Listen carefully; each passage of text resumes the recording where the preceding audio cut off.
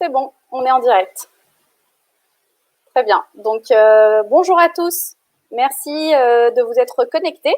Bonjour. Il est 11h30 pile. On va donner peut-être 1 ou 2 minutes en plus pour les derniers participants ou les derniers connectés. Donc, installez-vous. Prenez un petit café, un verre d'eau. Et puis, on va démarrer dans 2 minutes. Bonjour Isabelle.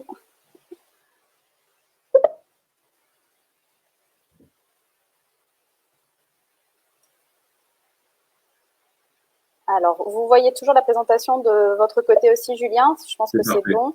Bonjour Séverine. Super. Bonjour. Bonjour à tous.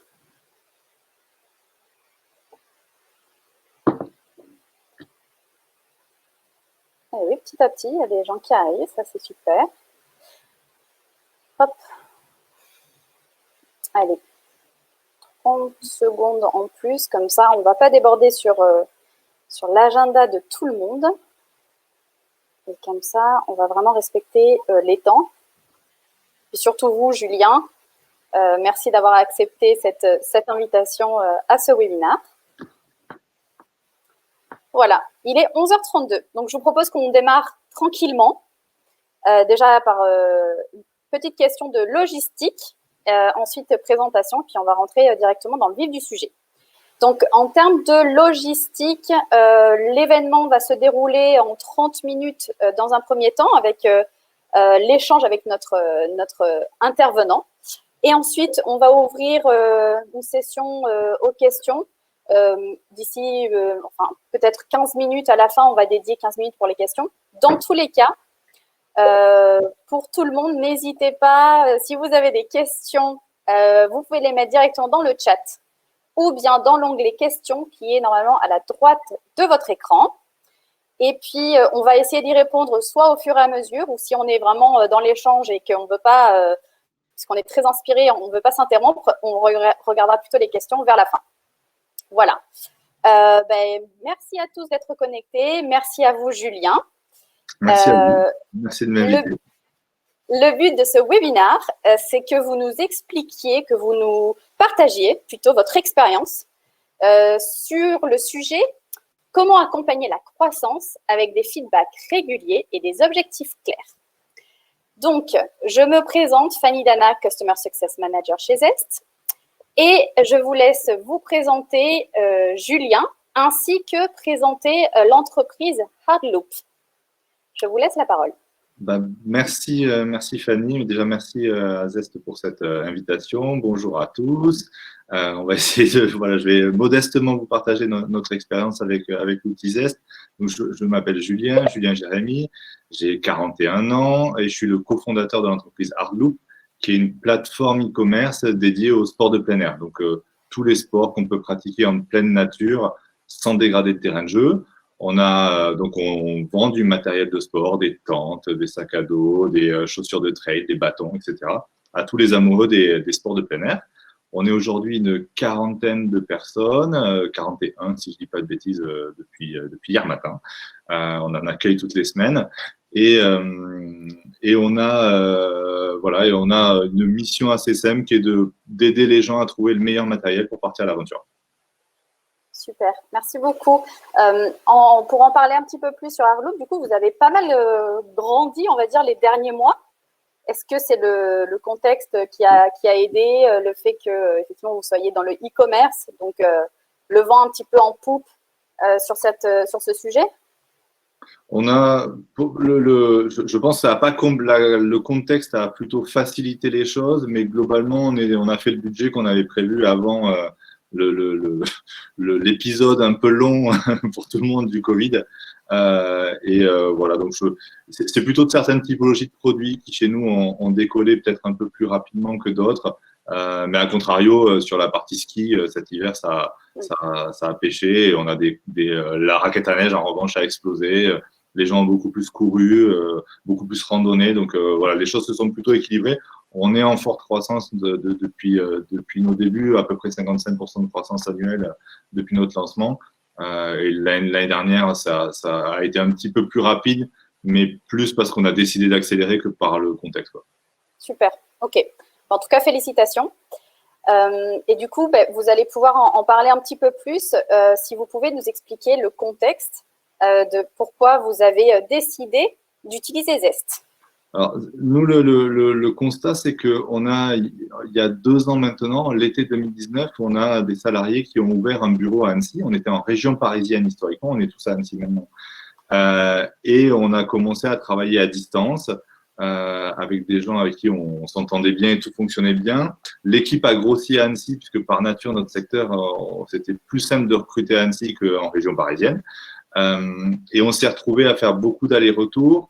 Et à chaque fois qu'on venait, on découvrait qu'il y avait des sujets dont les gens n'osaient pas nous parler, comme on pouvait le faire à nos débuts à 5 ou 6 dans le bureau à Paris, où l'information, par nature, circule, ne serait-ce qu'autour du café, hein, des choses assez basiques. Et là, on avait perdu ça. Les gens, de peur de nous déranger, ne remontaient pas certaines informations qui, en fait, pouvaient être bloquantes et nous paraissaient, nous, absurdes en se disant, mais pourquoi ils n'ont pas réglé ce truc-là et ils ont attendu qu'on vienne?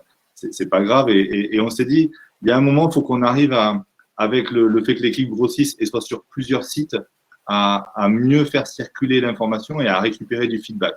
Et on a commencé à se pencher sur les différents outils qui pouvaient exister. Et c'est comme ça qu'on est arrivé à découvrir Zest. Super. Il me semble qu'en particulier, vous avez déployé sur votre population d'abord le module, ce qu'on appelle humeur et sondage. Est-ce que vous pourriez nous expliquer un petit peu plus en détail déjà en quoi consiste humeur et sondage pour vous et puis comment vous l'avez lancé, sur quel sujet, qu'est-ce que vous en avez fait? Alors, notre contexte de croissance, nos différents sites combinés au Covid qui a forcément engendré du télétravail chez nous, certains le vivaient très bien, d'autres moins bien. Il y a des gens qui étaient ravis parce qu'ils n'avaient plus de transport, d'autres qui étaient pas ravis parce qu'ils perdaient tout lien social, notamment ceux qui sont un peu plus jeunes et qui n'ont pas forcément la famille à la maison, etc. Et on a ressenti le besoin de leur demander juste comment ça va de manière régulière. Et pour nous, humeur, c'est vraiment cet outil c'est un peu le ça va de la machine à café qu'on n'a pas le temps de faire avec tout le monde. Combiné aussi beaucoup avec, compte tenu du rythme et de l'intensité, les gens en télétravail parfois se mettaient moins de limites que quand ils étaient au bureau, puisqu'il n'y avait pas cette heure de sortie où on voit les gens partir les uns après les autres et qui finalement crée une fin de journée de travail. Et donc, on leur pose en permanence la question de cet équilibre entre vie perso et vie pro, a fortiori quand on est en croissance comme on peut l'être. Ça génère, on est toujours un peu en déséquilibre, donc il y a toujours la charge de travail, elle est toujours importante. Et ce qu'on essaie de dire en permanence, c'est un marathon qu'on fait, c'est pas un sprint. Et si on est en mode sprint tout le temps, il y a un moment où ça marche pas, les gens risquent de s'épuiser. Et il faut qu'on soit à l'écoute de ces choses-là, quoi. Ouais. Donc c'est des choses qui paraissent assez basiques, mais qui nous, dès qu'on a passé la barre des 20 salariés, même à 15, ça a commencé à frotter un peu parce qu'il y a la logistique qui a un agenda un peu différent du reste des équipes. Donc, mais dès le cap des 20 salariés, on a vraiment ressenti ce besoin de pouvoir prendre plus facilement le pouls de comment tu vas, quoi. Enfin, c'est dit de manière un peu basique, mais c'est ça qu'on essaie de faire, quoi. Ok. Et est-ce que vous avez justement noté des impacts quand vous avez peut-être noté des humeurs basses ou est-ce que vous avez pris des actions dans ce sens-là? Systématiquement, si on voit une humeur basse, on réagit. C'est-à-dire que pour nous, en interne, ils savent que c'est en gros, hop, j'ai besoin d'aide et je sais pas trop comment le dire ou le manifester. Ça peut être des sujets très, très divers parce que ça peut être des choses très opérationnelles où ça fait une semaine qu'ils ont un point bloquant et qu'ils les agacent et ils ont l'impression de pas avoir été encore entendus. Donc, c'est un peu une espèce de mini-sonnette d'alarme. Et après, ça peut être des choses plus personnelles parfois où eux-mêmes se sentent pas forcément bien. Mais ça peut être pour des raisons personnelles j'ai un rythme compliqué, j'ai eu quelque chose dans ma famille et ils savent que qu'ils vont avoir un petit coup de fil de notre part qu'on va échanger avec eux. Est-ce qu'on peut donner un coup de main? Est-ce que c'est juste une envie de parler? Parfois, ça peut n'être que ça. Mais et le que est pas anecdotique parce que ça peut justement débloquer beaucoup de choses derrière. Et alors, nous, on est convaincus d'un truc, c'est que pour que tout avance bien dans une entreprise, il y a la confiance respective entre les collaborateurs et les gens qui les encadrent, et elle est primordiale. Et quand il y a ça, ben, ça permet de justement que personne ne reste, ne se voile la vérité ou reste caché derrière je pense que ça va ou je sais qu'il y a quelque chose qui ne va pas, mais on verra plus tard. Là, ça oblige à prendre parfois juste même 5 minutes pour écouter le sujet qui se règle presque, j'ai envie de dire, dans 90% des cas, il se règle juste en l'ayant écouté et en disant bah, j'ai compris, on va essayer de faire ça, ou bah, ok, je le sais maintenant, avançons et fais ce que tu as à faire. C'est beaucoup d'écoute, en fait, ça permet que les gens puissent se dire là j'ai besoin d'être écouté. Parfois, il y a des actions immédiates qui peuvent être très faciles à faire, et parfois, c'est juste un besoin d'écoute. Mais c'est important. Nous, on a senti, il y a une forte adhésion à l'outil. Et donc, bah, on se dit, bah, a priori, si les gens l'utilisent beaucoup plus que ce que même on pensait au début. Moi, très honnêtement, je n'imaginais pas que les gens répondraient à chaque fois. Alors, je pense que l'aspect un peu fonctionnel et ludique, on a une population assez jeune. C'est moi presque le vieux de l'équipe. Mais c'est vrai qu'ils sont très familiers avec ces outils. Et le fait que ça soit simple d'utilisation fait qu'on a cette adhésion. En tout cas, voilà. En tout cas, ça fonctionne et ça nous aide. Ok. C'est vrai que dernièrement, alors déjà, avant le Covid, on avait cette transition avec le télétravail où malheureusement, des fois, la vie pro impacte un peu sur la vie perso. Mais là, avec le télétravail, c'est encore plus accru. Je pense que, et puis tous les experts le disent aussi, c'est un modèle qui va sûrement rester. Oui. Donc, effectivement, ce que vous racontez, ça a l'air très simple, hein, comme vous le dites, ça a l'air très, très fluide. L'écoute active, etc. Par contre, je pense qu'on se rend compte, nous, en tant que CSM, quand on est en contact avec nos clients, c'est pas évident. Enfin, on sait que c'est surtout aussi une question de culture d'entreprise et puis aussi de fondateur, enfin vraiment quel est le message et quelles sont les valeurs que vous insufflez, vous, à toute l'entreprise. Donc, déjà, avec ça, félicitations. Nous, on se rend compte que c'est primordial parce qu'en réalité, ça fait péter des verrous dans l'opérationnel. Donc, c'est bon pour les équipes, mais parce que c'est bon pour les équipes, c'est bon pour la boîte. Donc, on a besoin de ça. Et je pense que, je fréquente quelques autres dirigeants et je pense que tout le monde a envie et personne est autiste c'est pas le bon terme, mais personne est sourd et n'a pas envie d'écouter ses équipes. Les gens ont envie d'écouter leurs équipes, mais parfois, on est pris dans le quotidien. Les équipes elles-mêmes sont prises dans leur quotidien et disent j'aimerais bien parler de ça, ils vont ruminer quelque chose. Et en fait, il suffit juste de donner des outils qui soient simples. Et après, derrière, d'être sûr de leur côté que c'est pris de manière bienveillante. Et que ça ne va pas être quelque chose qu'on va leur reprocher, quoi. Et nous, on le fait dans cet esprit-là, vraiment de se dire remontez-nous tout. On est prêt à tout entendre à partir du moment où on peut discuter des deux côtés, quoi. Et aujourd'hui, ça fonctionne. Après, on verra quand on sera 100, 200. Mais en tout cas, aujourd'hui, c'est un vrai outil. Bon, on espère pouvoir le faire avec vous, ça c'est sûr. Nous aussi. Il y avait un deuxième enjeu que vous aviez mentionné, c'était comment structurer votre stratégie RH pour pouvoir gagner en temps et en efficacité. Ça, c'est des sujets qui reviennent souvent. Et donc, vous avez mis en place les points réguliers, ce nous, on appelle surtout des fois des rituels managériaux, grâce au pilier réussir. Est-ce que vous pouvez nous en parler un petit peu plus? Oui, ça c'était une autre problématique à laquelle on était confronté, c'était que on était plein de bonne volonté avec nos entretiens annuels, sauf que on a tous des agendas un peu particuliers, que l'entretien annuel qui était censé se faire en janvier se faisait tous en mars, qu'on avait voulu le faire en biannuel parce que les équipes nous réclamaient, ils disaient à chaque fois qu'on avait l'entretien annuel, ils étaient contents de parler et nous on était contents de les écouter et de leur transmettre du message. Mais on se dit mais c'est pas assez fréquent. On avait essayé de le passer en semestriel, ce qui fut un échec absolu parce que alors là, les agendas de personne ne collaient, on n'y arrivait pas. Et ce qu'on a voulu faire, c'est de dire finalement, peut-être qu'on se met trop de pression sur ces points annuels, on veut mettre trop de choses dedans justement parce qu'il n'y en a qu'un. essayons de faire des points beaucoup plus réguliers et qu'en fait, à la fin de l'année, il y ait peut-être quelque chose d'un peu plus long où on peut parler rémunération ou de choses un peu plus spécifiques. Et on est passé sur un mode mensuel et ça, on en est ravis. Ça, pour le coup, parce que ça crée un tempo très différent, ça permet aux gens de remonter de l'info en permanence et nous, ça nous permet de piloter les objectifs personne par personne et sur un rythme beaucoup plus rapide et court que ce qu'on pouvait faire en annuel et surtout d'éventuellement ajuster les curseurs parce que parfois, si vous partez sur un objectif à l'année ou plusieurs et que vous vous rendez compte en milieu de parcours que c'est plus ça, le risque c'est souvent c'est pas forcément bien recadré ou bien réexpliqué et puis à la fin de l'année votre salarié va vous dire ah ouais, mais moi tu m'avais dit que tu voulais juste te concentrer sur l'augmentation du taux de conversion. Alors je parle des choses très e-commerce et en fait là tu me dis mais je comprends pas pourquoi on n'a pas plus d'abonnés réseaux sociaux. C'est une bêtise.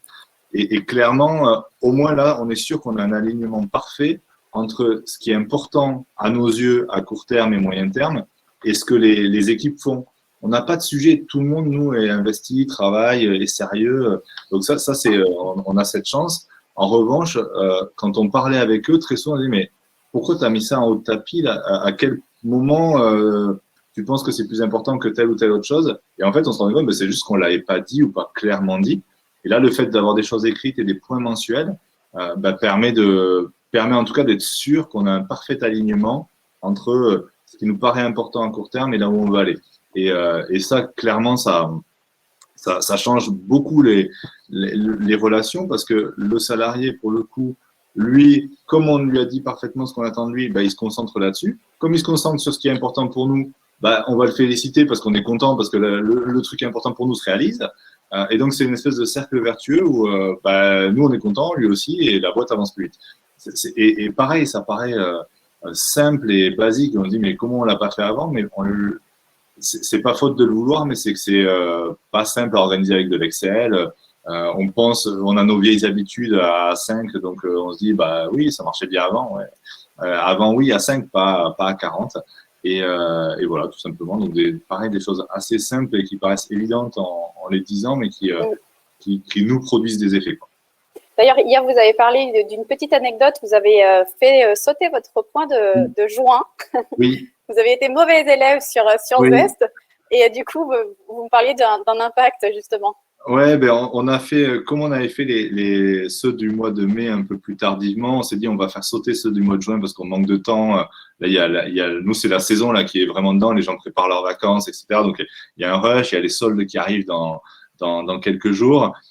Donc, il y a une période un peu active. Donc, on a dit, on va faire sauter là et on fera un point un peu plus dense au mois de juillet pour le mois de juin.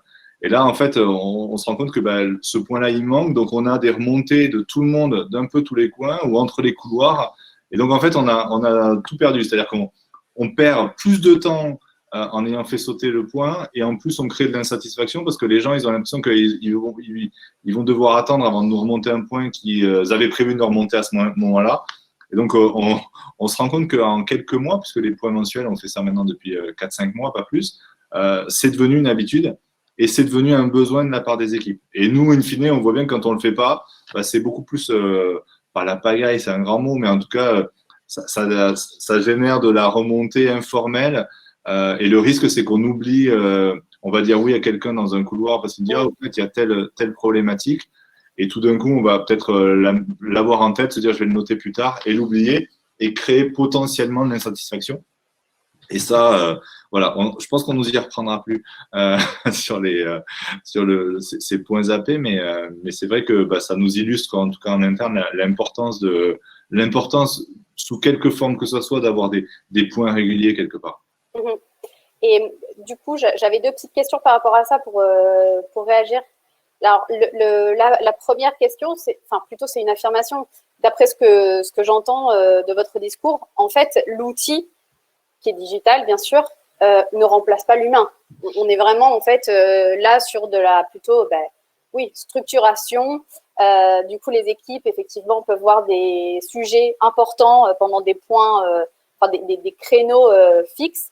Et donc, ça permet d'être plus productif d'une certaine manière. Ma question, du coup, ce serait plutôt sur est-ce que vous avez senti une espèce de résistance? Parce que, comme tout outil, hein, c'est en général très commun. Puis, comme vous l'avez dit, hein, vous avez grandi, on va dire, de manière rapide, hein, de passer de 5, 15, et puis maintenant presque 40. Donc, effectivement, des collaborateurs étaient habitués à une certaine manière, des managers aussi. Donc, est-ce que vous avez vous avez vécu de la résistance et comment vous l'avez gérée? Alors, je pense très sincèrement que la plus grande résistance, elle venait peut-être de mon associé et moi-même. Euh, ou quand on réfléchissait aux outils, on se disait, mais est-ce que c'est vraiment utile, un truc comme ça? Est-ce qu'on va pas créer mettre un énième outil dans la boîte? Parce que je pense qu'on est tous noyés par beaucoup d'outils. Et en fait, notre responsable administratif nous a un peu incité en disant, ouais, il y a quand même, moi j'ai quand même beaucoup de remontées personnelles où ils m'appellent, ils me demandent parce qu'ils n'osent pas venir vers vous. Et donc nous, on découvrait effectivement toujours des trucs par sa voix et on se dit, mais c'est bizarre qu'il nous ait pas dit ça, quoi. Et donc finalement, mais en le mettant en place, ça a été adopté tout de suite. Ils ont répondu tout de suite et tous. Quels que soient les sujets d'ailleurs, parce qu'on les a sollicités après sur des petits sondages à part, notamment sur la partie environnement sur laquelle on avance beaucoup. On avait besoin de leur feedback et de leur adhésion aussi à ce qu'on était en train de faire. Et très clairement, vraiment, je pense les points de résistance, encore une fois, parce qu'on est les quarantenaires du lot et probablement les plus vieux de la structure, c'était nous le point de résistance. Donc, Ok. Mais bon, c'est bon à savoir, mais effectivement, en général, c'est vrai que quand il y a les résistances, il y a toujours quelque chose qui se cache derrière, en fait. Hein, c'est surtout ça. Donc, nous, c'était la peur de rajouter un outil. Vraiment, notre crainte, c'était de rajouter un outil qui reste après de côté, que personne n'utilise. Et en fait, ce qui s'est passé, c'est qu'à partir du moment où c'est adopté par les salariés, la réalité, c'est que ça devient un outil de pilotage de son équipe. Et donc, ça fait partie du quotidien après, et il faut le prendre comme tel. Et chaque manager après l'utilise aussi avec sa propre équipe de cette manière-là, quoi. Justement, vous parliez des objectifs. Donc, vous fonctionnez beaucoup en méthode OKR, donc Objectif, Key, Result. Oui. Et c'est pour ça que vous avez donc mis en place le module Objectif avec Zest. Est-ce que vous pourriez nous en parler un petit peu plus, même si vous avez déjà quand même abordé le sujet, surtout en termes de alignement et puis aussi en termes de suivi individuel et suivi de groupe, de départements. Est-ce que vous pouvez en raconter un petit peu plus? Oui, nous, c'est parti. Ça faisait un petit moment qu'on avait envie d'implémenter cette méthode-là parce que les principales, quand on diagnostique les principales erreurs qu'on a pu faire dans le passé, c'est souvent lié à du défocus parce qu'on se concentre tous sur des tâches différentes et on ne tire pas tous dans la même direction. Donc, on ne met pas certains sujets derrière nous. Donc, vraiment, l'idée des OKR, c'est d'avancer, de dire, on crée des objectifs extrêmement clairs qu'on peut mesurer, qui sont ambitieux pour que les gens rentrent aussi dans une logique de challenge et se fassent plaisir, quoi, qu'ils aient l'impression, quand ils atteignent l'objectif, d'avoir accompli quelque chose de chouette.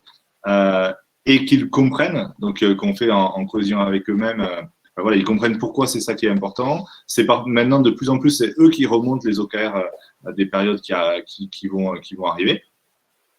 Et on avait monté un Excel qui, avec les vertus, la vertu des tableurs, voilà, ça a plein d'avantages, mais là, pour le coup, c'est des énièmes tableurs. Et on avait besoin de quelque chose de beaucoup plus simple qui puisse être visuellement utilisé par tout le monde et qui soit parfaitement intégré au point mensuel. C'est-à-dire que dans les points mensuels, il y a effectivement toujours, on va leur demander ce qui va pas, etc. Mais il y a toujours un point sur cette partie objectif pour savoir est-ce qu'on est dans les clous, est-ce que c'est toujours cohérent par rapport à ce qui se passe dans la boîte, est-ce que tu as besoin d'aide, est-ce que tu as vu que un tel avait besoin d'aide et qu'il t'a sollicité sur son propre OKR. Vraiment, et ça, c'est un outil clairement de pilotage de la perf qui, pour nous, est essentiel, quoi. Et essentiel et qui a changé. Là, c'est la méthode en tant que telle des OKR. Donc, l'outil Zest permet de le faire facilement, mais la méthode en tant que telle, elle a changé radicalement la manière de fonctionner et de travailler de certaines équipes.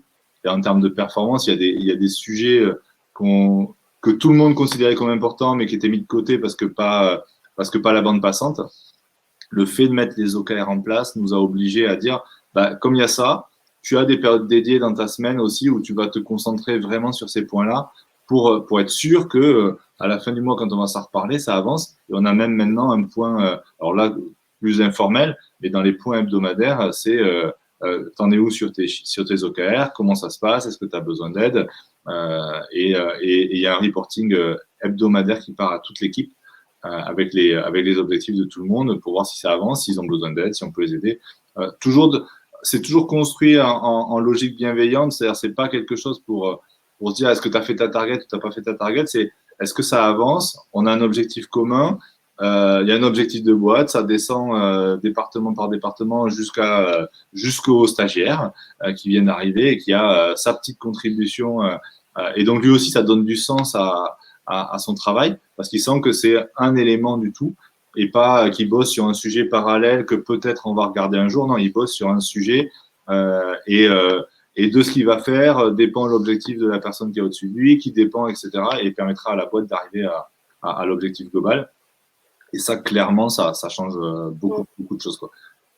En fait, c'est ça la méthodologie des OKR, en fait. C'est exactement ça, c'est la cascade pour être tous alignés, aller dans la même direction. Et c'est vrai que des fois, on se confronte un petit peu à ce… Encore une fois, ça devient… C'est encore culturel où on a certains collaborateurs, certaines entreprises qui n'utilisent pas, en fait, des objectifs. Des personnes qui sont sur des fonctions pendant des années, qui n'ont pas d'objectifs clairs, qui ont toujours fait ça comme ça. Et donc, effectivement, c'est vrai que quand on arrive… c'est plutôt compliqué. Alors, on a une question de la part d'Irina. Comment vous faites ce reporting hebdomadaire, du coup, de manière appliquée? Nous, le reporting hebdomadaire, alors il y a deux étapes. Chaque manager voit ses équipes. Nous, on a 7 managers dans l'entreprise et qui ont eux-mêmes une ou jusqu'à 7 personnes, je pense, pour la logistique, et chacun va voir les personnes de son équipe. Nous, on va avoir un report qui remonte, on va consolider et on envoie un mail synthétique à toute l'équipe sur les différents chiffres. Et après, nous, on voit les managers aussi sur leurs propres chiffres et de manière sur le business de la semaine précédente, quoi. Ok, donc c'est de manière très régulière. On a un point physique avec chaque manager. On compile l'information. Chaque manager a vu son équipe. On compile l'info. Et en général, là, ça part le mardi matin. Donc là, ils ont reçu ce matin, en fonction de ce qu'on a eu hier comme info, le reporting de la semaine avec les chiffres, ce qui va pas. Et c'est toujours construit de la même manière. C'est les chiffres clés, ce qui a pas fonctionné, ce qui a fonctionné, et les besoins répertoriés de toute l'entreprise. Justement, si la logistique a besoin d'un coup de main du service client parce que sur des SAV sont bloqués à l'entrepôt et ils ont besoin de savoir de qui ça vient. Enfin, ça peut être des détails, mais clairement, voilà, les uns peuvent avoir besoin des autres.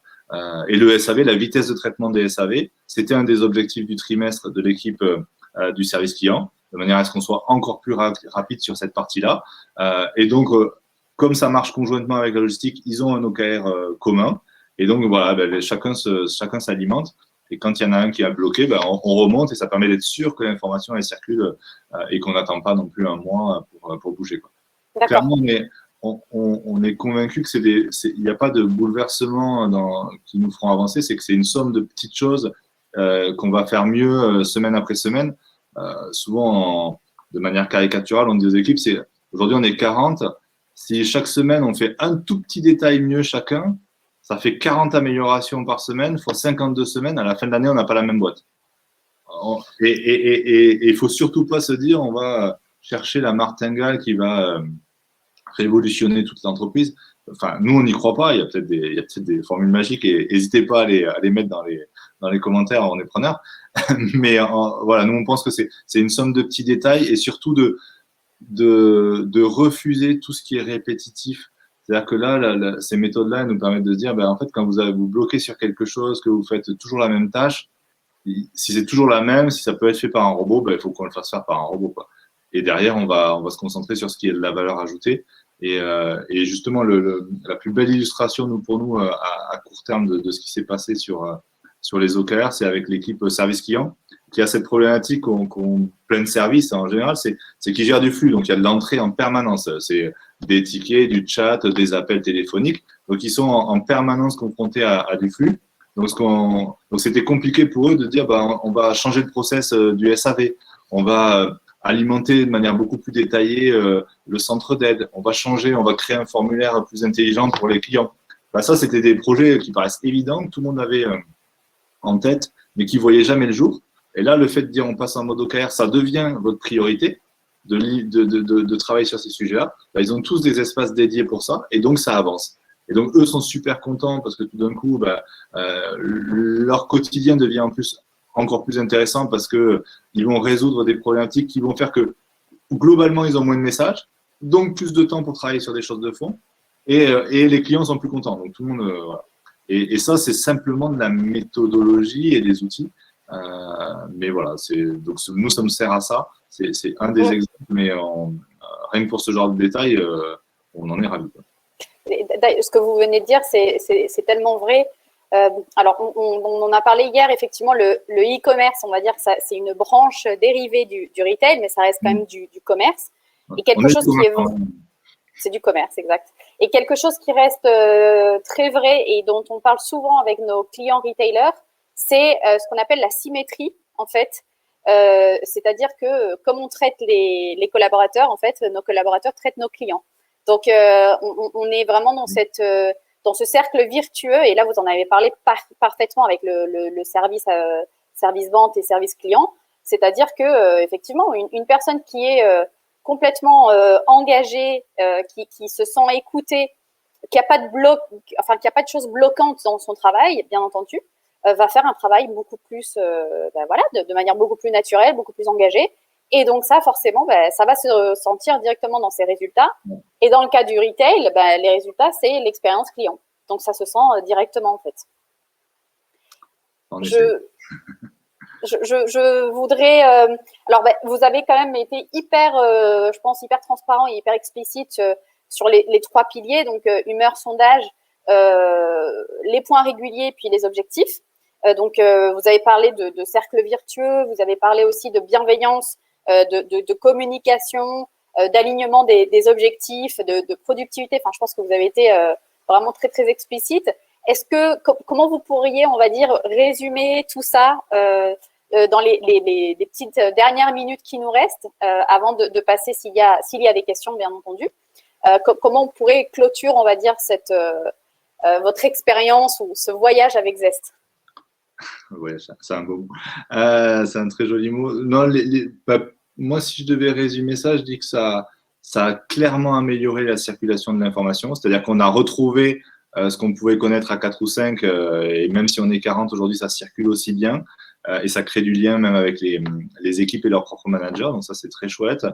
Et puis après, l'élément majeur pour nous, c'est dans le suivi des objectifs et dans le fait de s'assurer qu'en fait, ce qu'on a dans notre tête en se disant c'est vers là qu'on veut amener Hardloop et c'est ce qu'on veut faire, ça soit clairement compris et donc qu'on ait des objectifs communs avec l'équipe.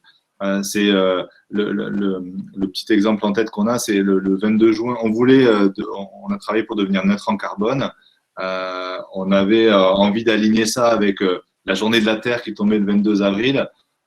Clairement, sans process OKR, sans mettre ça en priorité pour la responsable partenariat et développement durable, on aurait raté ce jour-là, on le serait devenu, mais on aurait raté ce jour-là parce qu'on n'aurait pas bien aligné les objectifs. Et en s'alignant et en ayant un outil pour le suivre, ça a permis à tout le monde de se mettre en musique et d'atteindre cette target-là, avec un peu de sueur quand même. Il faut leur rendre tout le mérite, mais effectivement, que ça soit Charlotte sur la partie la partie média, communication, ou Sophie qui a dû mener tout sur le front du site pour que ça soit à jour et prêt à une date donnée, à une heure donnée. Ces gens-là se sont mobilisés, ont mobilisé le reste de l'équipe et ça a pu sortir. Donc ça, pour nous, c'est très chouette. Et sans des outils comme ça, peut-être que ça serait sorti, mais peut-être dans encore plus de douleur. Super. Je vous remercie vraiment pour c'est des exemples en fait tellement vécus, vivants que il n'y a pas plus, il y a pas plus clair, je pense. Hein. Donc, je vous remercie énormément pour tout ce que vous avez pu partager. Donc, pour petit rappel, effectivement, hop, vous voyez toujours mon écran, ouais, c'est bon. Donc, ce que vous a partagé Julien de la société Hardloop, en fait, c'est via Zest, bien entendu, notre outil digital. On est vraiment là, encore une fois, pour aider les humains à rendre les entreprises beaucoup plus épanouissantes et plus engageantes. Donc, ce que vous voyez à l'écran, c'est un exemple des divers clients que l'on a déjà sur la solution. On a des clients en France et aussi on a pas mal de présence à l'étranger. Et dernièrement, grâce à nos propres clients, en fait. Donc, par exemple, on peut très bien projeter que Hardloop, aujourd'hui, c'est en France. Peut-être que vous allez pouvoir ouvrir des succursales à l'étranger. Donc, bien entendu, l'avantage, c'est qu'effectivement, Zest vous accompagne et reste à vos côtés.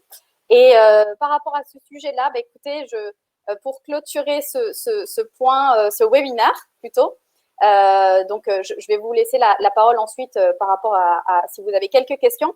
Mais dans tous les cas, si vous avez aimé le contenu de ce webinaire, si vous êtes intéressé par d'autres sujets, sachez que vous pouvez trouver pas mal de sujets autour justement de stratégie RH, l'engagement des entreprises plus épanouissantes pour vos collaborateurs et puis surtout l'impact que ça va avoir sur vos résultats, donc comme le sujet d'aujourd'hui, comment accompagner cette croissance très très rapide. Et aussi des replays qui peuvent être très intéressants. Donc, vous trouverez tout ça sur le blog de Zest. Si vous avez besoin d'informations, bien entendu, vous avez en haut à droite de votre écran les emails directement de notre SDR qui est Wagan, qui fera un plaisir de vous répondre, ou bien aussi David qui est l'un des co-dirigeants de l'entreprise. Et puis, j'en profite aussi pour vous inviter à notre prochain webinaire le 29 juin, donc c'est la semaine prochaine, sur justement comment préparer vos vacances en tant que manager pour faire une rentrée en fanfare. Donc, je vais regarder si on a des questions du côté du chat. Oui, alors Christine qui vient effectivement de vous partager le lien sur les prochains webinaires. Pour l'instant, de notre côté, on n'a pas de questions. Il nous reste encore 7 petites minutes. Julien, encore une fois, merci pour votre participation. Moi, j'avais peut-être une dernière question, du coup, que je n'avais pas eu l'opportunité de poser, mais que j'ai fait hier. On parle et bon, comme ça, moi, on en a déjà parlé hier, donc vous êtes préparés. On parle de turnover beaucoup de fois dans les entreprises. C'est un peu un fléau, le turnover, parce que c'est difficile de trouver les perles rares et donc difficile de les conserver. Donc, est-ce que vous avez eu… et c'est encore plus difficile à mesurer, en fait. Alors, le turnover en soi, c'est facile à mesurer, mais qu'est-ce qui a un impact sur le turnover? C'est très difficile. Vous, de votre côté, est-ce que vous avez eu effectivement noté des impacts, que ce soit sur le turnover, sur l'engagement de vos collaborateurs, suite à des plans d'action peut-être ou à des sujets? Alors, c'est difficile effectivement à mesurer l'impact sur ça. En revanche, ce qui est sûr, c'est qu'ils nous transmettent de l'information beaucoup plus facilement. Donc, on fait sauter ce que moi j'ai appelé des problèmes simples, mais qui peuvent devenir embêtants si on les laisse traîner. On en fait sauter plein, donc les gens globalement restent. On n'a pas de sujet particulier là-dessus. J'ai pas de. Pour moi, c'est pas un point bloquant. Au contraire, ça facilite beaucoup les choses. Donc, je peux réfléchir en même temps, mais. Non, c'est… On est content d'avoir ce point-là. Nous, on l'utilise aussi, Zest, pour les rapports d'étonnement. C'est-à-dire tous les nouveaux arrivants au bout de 6 semaines, reçoivent un questionnaire avec un rapport d'étonnement à l'intérieur. Donc, c'est plusieurs questions pour justement qu'on ne s'habitue pas à travailler de la même manière et qu'on profite des regards extérieurs tant qu'ils sont tout neufs pour nous faire corriger des choses qu'on ferait peut-être par habitude et pas parce qu'on les a bien pensées, quoi. C'est vrai que le sujet de l'onboarding est critique, en fait, que ce soit pour un client comme pour un collaborateur. C'est le moment, un peu la lune du miel, où on a des attentes en tant que collaborateur. On est enfin dans l'entreprise qu'on voulait intégrer depuis des semaines. Et donc, effectivement, c'est vrai que les attentes sont très, très élevées. Et puis, c'est vrai que c'est un moment critique pour l'entreprise parce qu'en plus, vous êtes dans le feu de l'action en tant que manager, en tant que fondateur. Donc, effectivement, c'est difficile de créer ces moments pour donner du feedback, pour bien intégrer le nouveau collaborateur. Mais en fait, c'est essentiel parce que ça va un petit peu tracer le chemin du collaborateur dans l'entreprise. Donc, vous avez fait effectivement c'est une idée très créative d'utiliser aussi sondage sur ces rapports d'étonnement, puisque en plus, l'avantage, c'est que tout reste écrit du coup. Donc, et puis eux, ils prennent le temps avant, on les faisait de manière informelle. Ils arrivaient avec une page plus ou moins bien écrite où ils avaient parfois réfléchi 5 minutes avant. Là, on leur envoie globalement 2 semaines avant de les voir. Pour la 6e semaine, tout le monde reçoit la même chose, donc on a aussi nous une vue, on compare des choses équivalentes. Et clairement, on a fait un gros travail sur la partie onboarding ils reçoivent un kit de bienvenue. Ils ont effectivement, on déjeune avec chacun d'entre eux, on les prend en tête à tête. Pareil, ça c'est au bout de 4 semaines. Au bout de 6, ils ont le rapport d'étonnement. Voilà, que vraiment chacun sente qu'il n'est pas arrivé là par hasard, qu'on va écouter ce qu'il a à dire et d'être sûr que s'il a quelque chose à dire, il puisse le remonter et que ça ne traîne pas en disant on a quelqu'un qui, au bout de 2 mois de période d'essai, dit j'arrête parce que ça ne me convient pas, bah, qu'on le sache tout de suite, quoi. Donc, et surtout qu'on peut corriger plein de choses si jamais ça vient de nous. Et voilà. Et notamment la mise en place des objectifs du coup, puisque effectivement pour les collaborateurs, c'est toujours très important d'avoir une direction en fait. Hein. C'est un peu. Bah, ça, ils l'ont même avant d'arriver maintenant. On fait passer des tests assez denses qu'honnêtement, je serais incapable de réussir.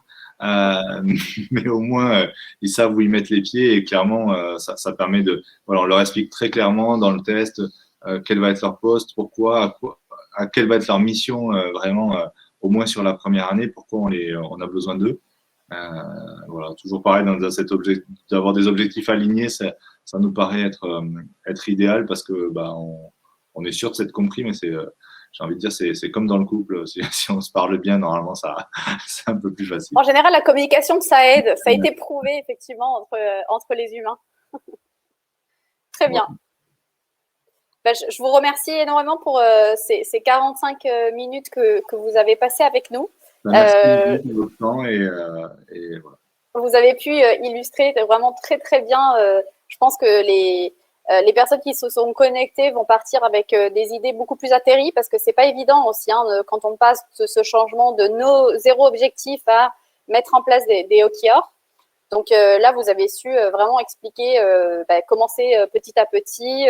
Vous vous rendez compte que des fois, c'est une itération aussi, c'est de l'agilité. Donc, les objectifs, ils étaient ou bien trop élevés ou ils étaient dans une autre direction. Donc, vous avez identifié les bloquants. Puis faire le suivi régulier avec du feedback, pas que sur la performance, aussi comment se sentent les collaborateurs. C'est ce cercle vertueux.